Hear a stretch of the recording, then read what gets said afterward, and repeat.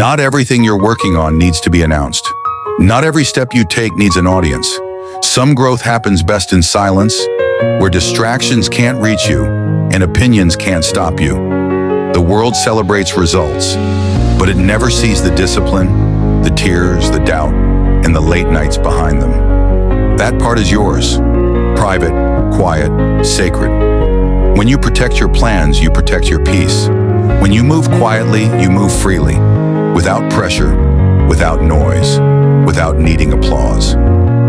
One day, those small, silent steps will create a sound so loud the world can't ignore it. And people will say, "You came out of nowhere." But you know the truth.